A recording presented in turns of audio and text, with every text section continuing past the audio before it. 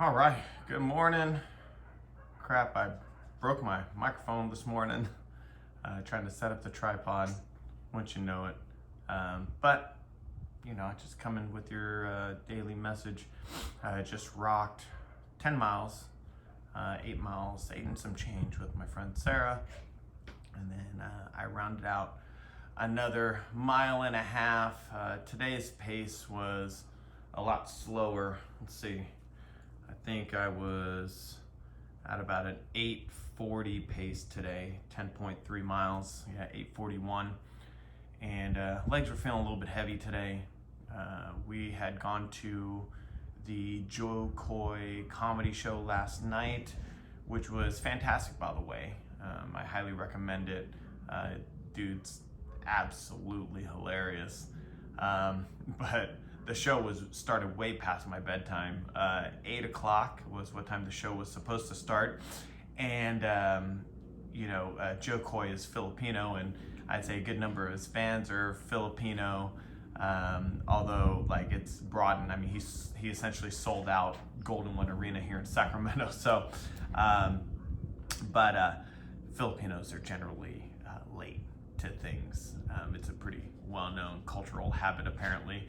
And I married into the Filipino household, or a Filipino household, or Filipino family, and so I've kind of learned this firsthand. Yes, is it a little stereotypical? Yes, are stereotypes there for a reason? Yeah, they speak a little bit of truth, otherwise they wouldn't be stereotypes, right? Anyways, the show started late, after 8 o'clock. And then he had his opening act, Joey Gila, who's extremely funny too. And then Joe Coy came on, and he gave a wonderful performance for a couple hours. And then, by the time we got home, it was midnight, and then I had to wake up at 4:45. I try to wake up a little bit earlier. My morning routine is normally to get a cup of coffee. I do protein coffee in the morning. So basically I take about 6 ounces of almond milk. I heat it up for about 30 seconds, 45 seconds. I put a scoop of Truly protein powder, which is a naturally flavored, naturally sweetened protein powder that tastes super good. I'll put the link in the description down below so that you guys can check it out.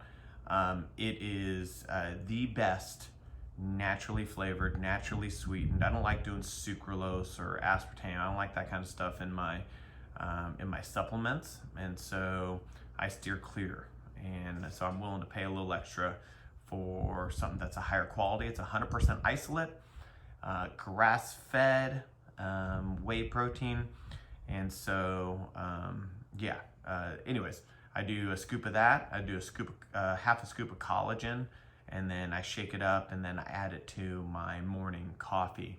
For the morning coffee, I do 2 pods, 2 Keurig pods, 6 ounces of Pete's Major Dickinson's, and then I put the protein mixture in there. So you gotta shake up the warmed almond milk and the protein powders first, turn it into a creamer, and then you add it to your coffee. Otherwise it'll curdle and it tastes nasty.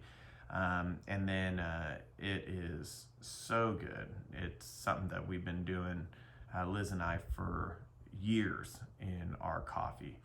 And so it's an easy way to get some protein in. Anyways, so 4:45 in the morning. So running off less than 5 hours of sleep.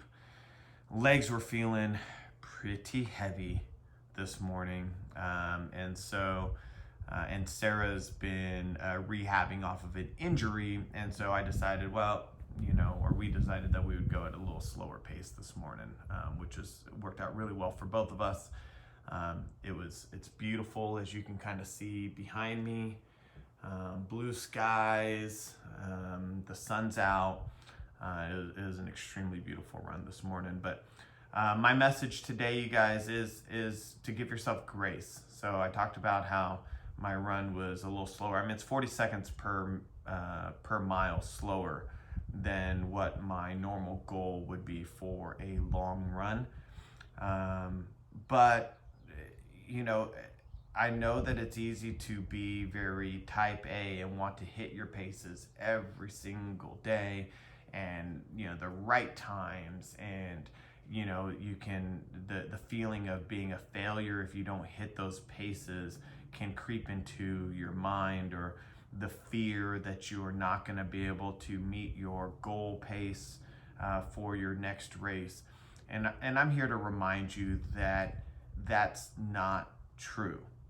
Sure, there's going to be days that you do need to hit your paces, and you do want to hit them probably more often than not. But you also have to take into consideration what you chose to do. I chose to go to a comedy show last night.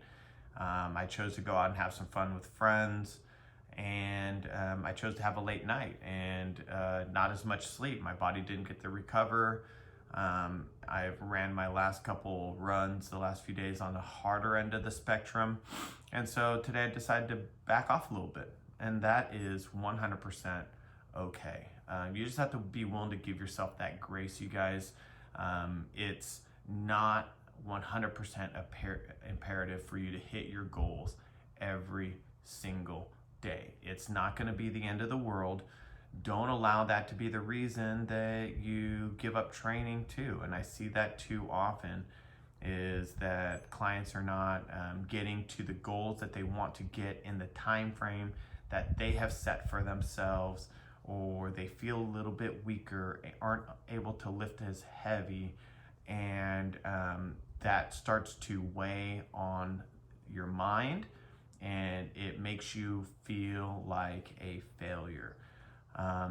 And this is just a reminder, failure only happens when you completely and totally give up and quit. It's not based off of one workout, one run, one pace. That doesn't matter. So today's daily reminder is just to give yourself grace. Did you put in the work? Did you give it 100% today? And if you did, that's okay. That's fantastic. You're not always going to be able to play at your A game, and that was something that I've always been taught. You got to learn to win with your B game. You know, growing up playing in sports, sure, you would love to be able to hit all of your shots. You would always want to be able to play at the top of your level every single time. But that's just not realistic. You have to be able to learn to win with your B game, your C game. How do you muster up a win when you're not at the top of your game? And that, my friends, is what winning is really about. It's not about winning whenever you're at the top of your game.